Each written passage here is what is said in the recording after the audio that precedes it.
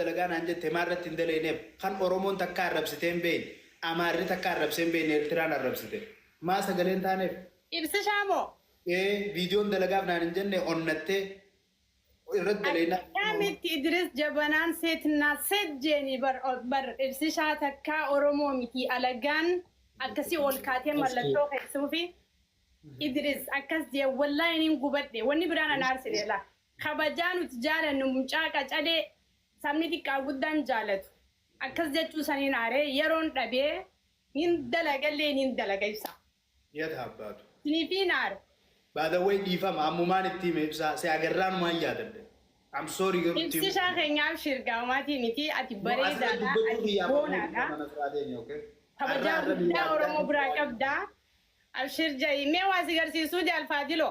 Yes. Me wardaa sana bira suuraa ka'e takkaa wardaa sana wayyaa garte. Akkam gaa? What do you mean? Me wardaa sana laali me isa maalu bakka deddeemta. Akkam wardaan fuudhaa? Me wardaa sana laalladhu. Kun harke.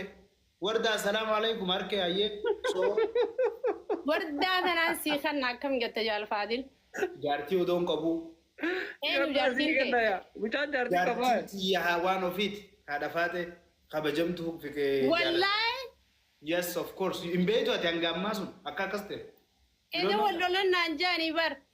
Wallolani adawwii xiyya walaaloltu. Histuma adawwii xiyyaatiif inti deebi'aawu. Ammallee ni jaalatta.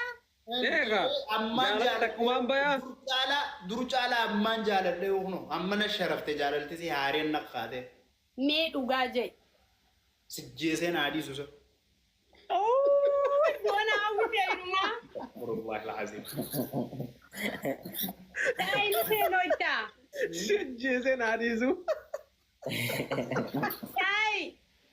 Ante bar wardaan jechuudha geeffadhu. Wardaan bar diyaasfooraan jaalalaaf kabajaadhaaf warri laal biliyeena qabu kun jechuudha warri tiraa kana oofee akkana quufee tiraagni 25 wal daleessisu. Kabajaadhaaf dahaba boostatti erganii fi boo dahaba barbaaddisiin jedhanii wardaan anuu dahaba deeffadhu dahaba kan kee barbaada kiyya qabaatte malee jettee bar wardaan dahaba Itoophiyaa Ameerika deebiste. Jaafadiloon maal dahaba tiraaka wanni hin qaburee kun duniyaadha. Akka obboleettiitii yaadni kabaju Oromoodha. Kabajaan qabaafis niin jaaladhallee obboleettiitii yallee intalaara argeetillee.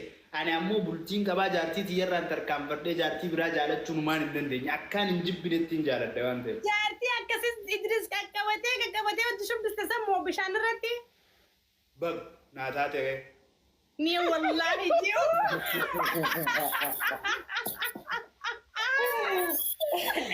Wayne. Waygaa kalaas. Jaalala tiggi dirasiin qabalaa tiggi diras. Ni dhugaa jettee? Jeebar kudurra jeebii nama biraa nama dhibba shanii kudena jira. Taayi lafatti haftaa. Lafatti haftaa. Dhaabbattee na bu'amata 550 yoon isii dhabe. Edaa kana booyaan bullee. Wagaan booy. Tamiiraati. Tamiiraati. Wayne. Boona akkami? Ooyan kasiin jedhu atinii. Jaalfadiloo dhaafidde kana yaa jennu.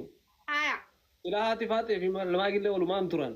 Ibsaa hoo'ee gandummaan akkanaa maali? Gandummaan akkanaa maal? Anaamaan fidii akkasii. Akkanaa maali? Ibsaa tasi baaftuun si barbaadu jira laal. Wardaa mallaansi tunis tokko dumbushaa.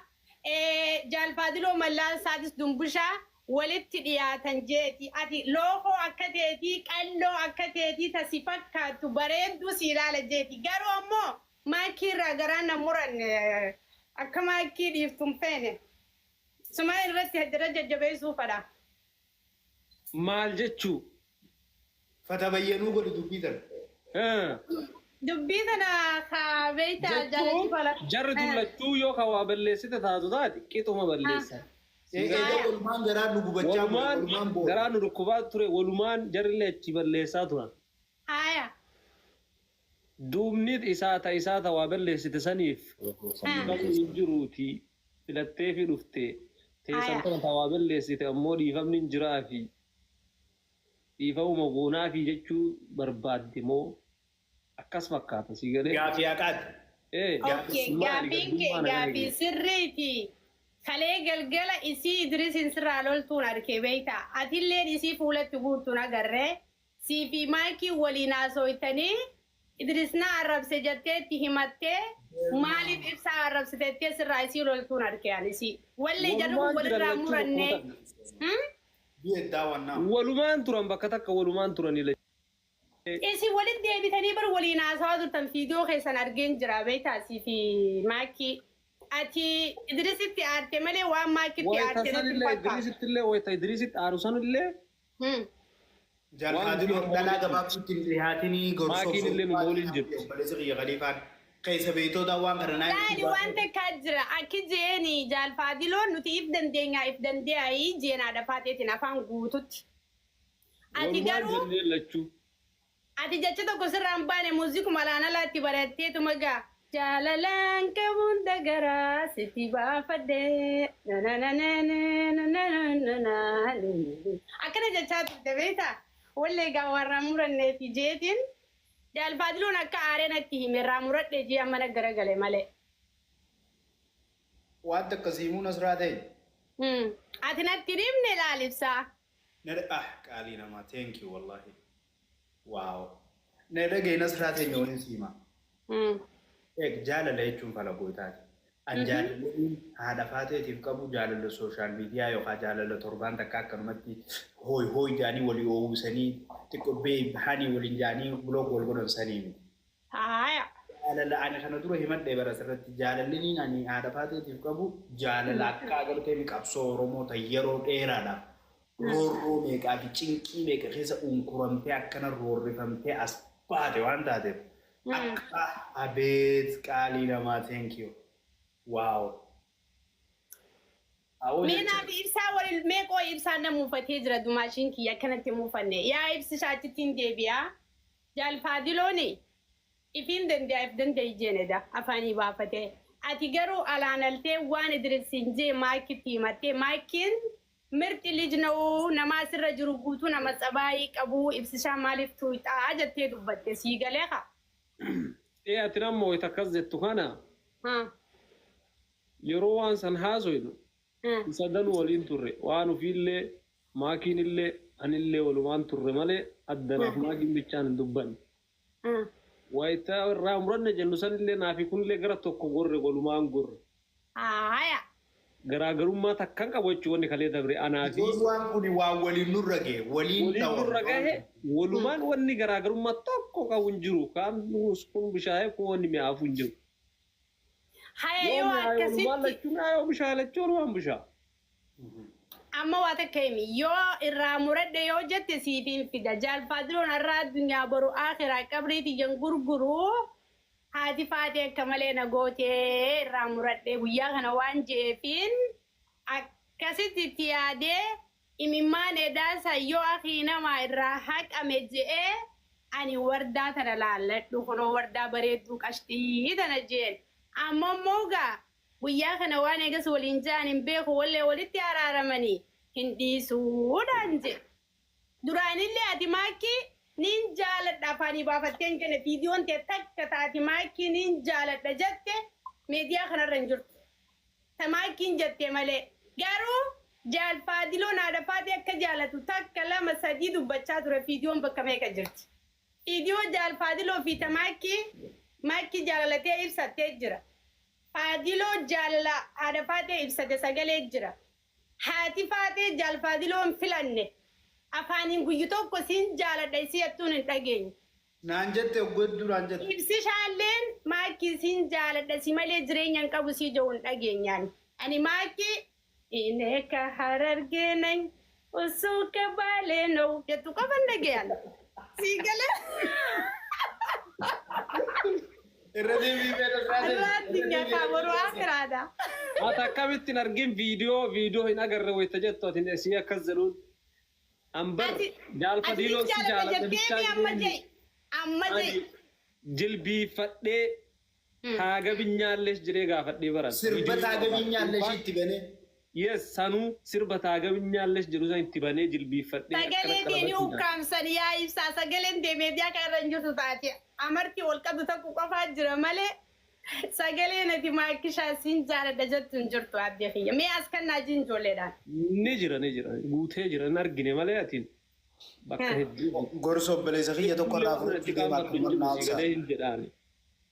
Okay, amma hundaafuu akki goonu waan isaan godhan hin agarree daansuma taphatanii ruuzuma nyaatanii waan biraan hin agarree atis maakuma deebita firraa kan rabbi godhe. Idris beekaa gaa Oromoo nama gariis kalee dhukkuba kalee qabsisee meediyaa kanarraa galchee nama kaanillee kun isin naafsisee halkan guutuu isin boochisaa bule. Ani feemasootuma silaa jittoo kanarra qabnu kaa Idris biratti harkaamani akka argaman hin barbaanne dhugaa yoo barbaadan. Asliin maal naan jee beeytaarra.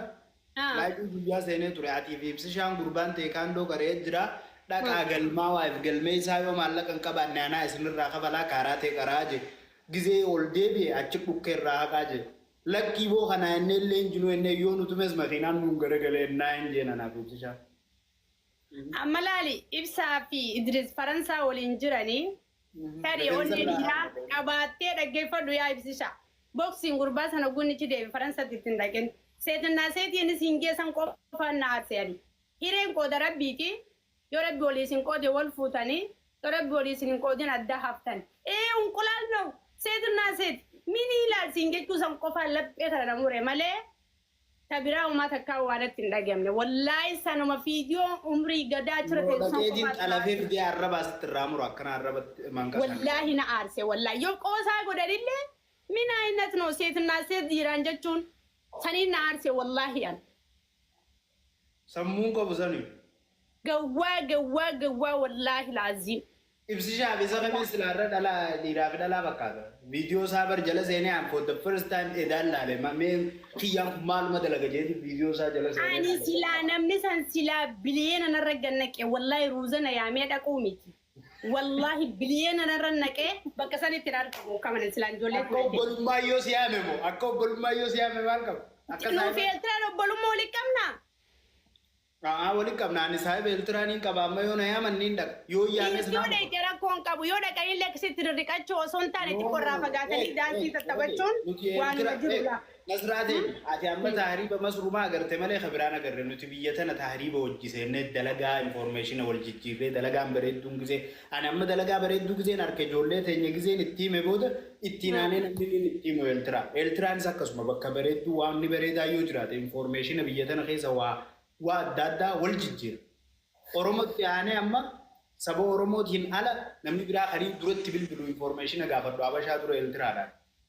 Rakkoon qabaayee faadiloo akkasuma rakkoo milaal baga dhaqanii ilaali affeerraa ni jirtu isa kabajaa sii galee ijoollee tana ni jaalanna bakka guddaa qabnaaf Oromoolee ni jaalatti silaa mi akkana kursiirra tattaaniitu malaal agartee kaaffee dhuganii nyaata nyaatanii haasaawuma kanatti halaala haasaawanii silaa galuu irra ture garuu rakkoon qabu wanni ta'ee jira umaa miti. Duraanuu silachuu fuudhan deemtanii isinillee ni firaa dhiisaa ijoollee